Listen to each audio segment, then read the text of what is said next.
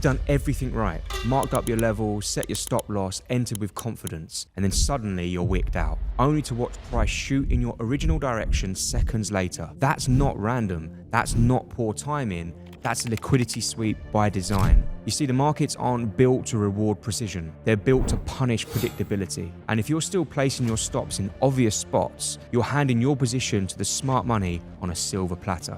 In today's video, we're going deep into liquidity sweeps, what they are, how they work, and most importantly, how to spot them before they run your stop loss. I'm going to show you real chart examples, the key signs that a sweep is setting up, and how to flip the script so you stop getting hunted and start trading with the liquidity. Okay, so let's get into it. What I want you to do is load up a chart of your choice. You can follow the chart I'm on at the moment, or you can load up any chart. What we want to start to do is learn the theory behind liquidity sweeps first of all. So on your chart of your choice, just start to mark the key highs and the key lows that are on that chart. And essentially what you're doing there is actually marking liquidity levels, but I'm going to explain what they mean as well. So once you've started to mark some key highs and key lows on your chart, let's talk about the theory behind liquidity sweeps first of all. So when we zoom in on this low that we've marked, a liquidity sweep is basically where the price is run down towards that low or run up towards that high. And then what happens is the price fails to close below the low or above the high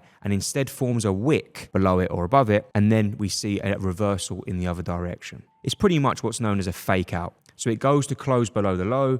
You can see it wicks and then closes back inside the range. The reason behind it is probably a little bit more ambiguous. So people believe the big banks and institutions are deliberately manipulating the price to these key levels where they know there's lots of stop losses. Because if you think from a retail trader's perspective, if you was going to buy the market, where would you put your stop loss? Probably at one of the key lows. Or if you was going to sell the market, where would you put your stop loss? Probably at one of the key highs. Because you would assume, sense would tell you that if price moves below that key low or above that key high, that means your trade is wrong and the trade's going to continue up in that direction or down below in that direction. So the theory is that the big banks and institutions deliberately run the price down into these areas where there's lots of stop losses, i.e. there's a big pool of liquidity, and then runs the price in the opposite direction. And it's not just stop losses, it's also buy stops and sell stop orders. Because the theory works in the other direction as well. Let's use this as an example. People might suggest, and retail traders might think,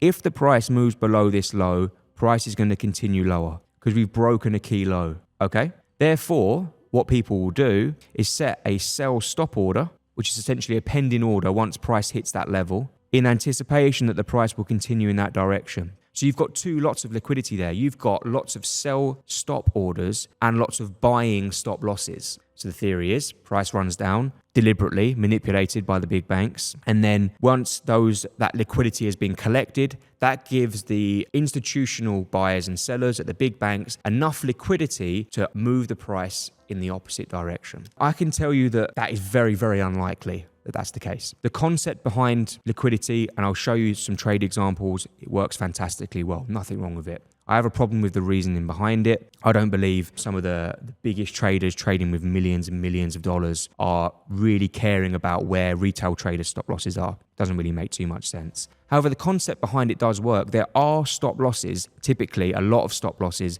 below lows and above highs. And there is a lot of pending orders in those levels. So I think what tends to happen is once price gets to this level, there's a lot of reversals in what's happening. Essentially, a lot of people are cashing out their shorts here. So naturally, there's like a take profit element to it and price just naturally moves in the other direction. Just consider it as a fake out. Don't take it personally. Don't sit there and start getting annoyed that you think that people are out to get your stop losses. It's probably not the case. In fact, I'm a professional in this industry and I can tell you it's very, very, very unlikely that is the case. However, let's talk about the concept. Let's use this example. The way that we trade them, we wait for the price in this sell example, sell side liquidity example, we wait for the price to tag our key low. Once price tags our key low, what we're looking for is something that looks like this. At some point in this move, that would have been a full candle. There would have been pure body below that low of the candle. But then the buyer stepped in and the price closes back inside the range. That's the liquidity sweep.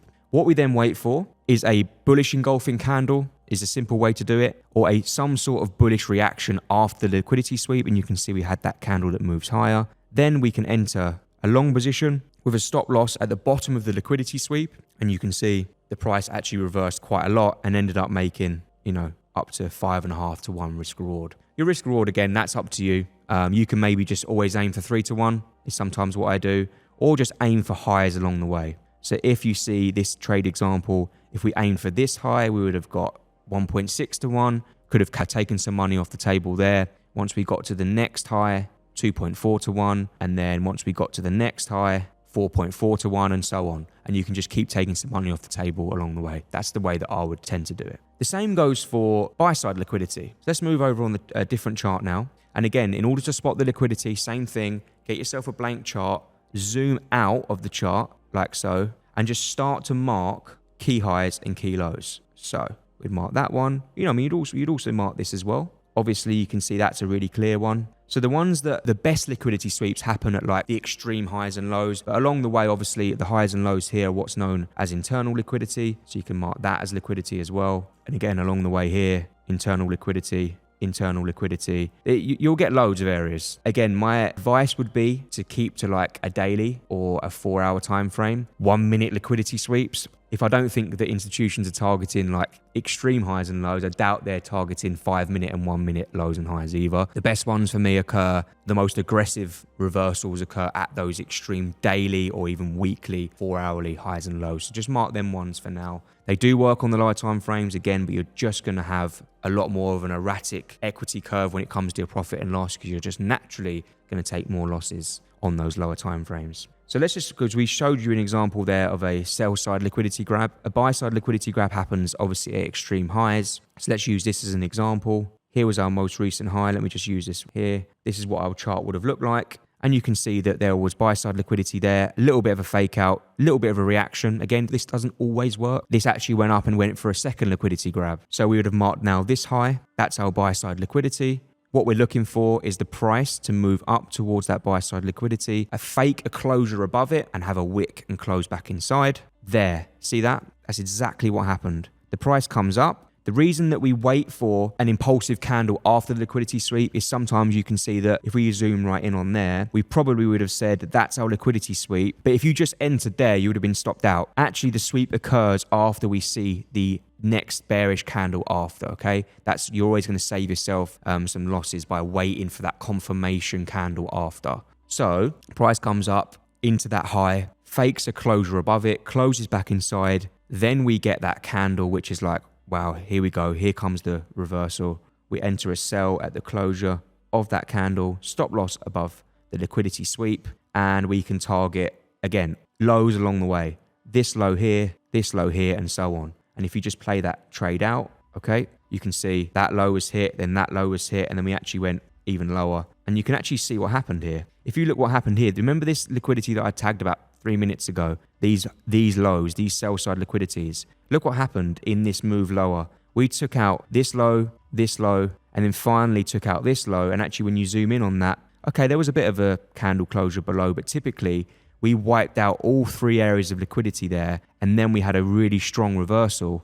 And you can see, for example, on this low that was previously broken, when we broke back inside of it, we tested it exactly to the pip before moving higher. So my advice to you spotting liquidity grabs would first of all, just get yourself a blank chart, move yourself onto the daily time frame, and just start to mark, really simply, the extreme high and the extreme low. Then mark your internal liquidity in between. You can even change the color. I know I've used the same color there, but you could make your internal liquidity a different color, label it on your chart. Obviously, I wanted to show you how it worked in practice, so I'll just mark them. Use your extreme highs and lows as maybe a different color as well. Then just set yourself alerts at these levels. Once price hits that level, either the high or the low, look for that liquidity sweep, look for that fake out wick, look for then the confirmation candle, then you can place your order and you can potentially hold on to that reversal in the other direction. And remember, my golden advice is do not take these liquidity sweeps personally. They're great concepts, they work. You can see that they work on the chart. No, they don't work 100% of the time. No strategy does. But the people that I see taking it personally, thinking that they're out to get their stop losses, that's not the right mindset to have in trading. We need to trade with a calm head at all times. Take the concept for what it is, use the theory, start practicing yourself on a demo account using this concept, and you'll see how great it works. Okay, so thank you for listening to today's video. I hope I gave you a great insight into how to spot liquidity grabs, how to trade them as well. If you did like this video, feel free to give it a thumbs up, and you can drop any questions in the comment section and I'll be more than happy to answer them for you. I'm also using these concepts pretty much every single day in our Discord channel. It's completely free. Check the description below and you can come and join our Discord channel. Until then, I will see you for the next breakdown.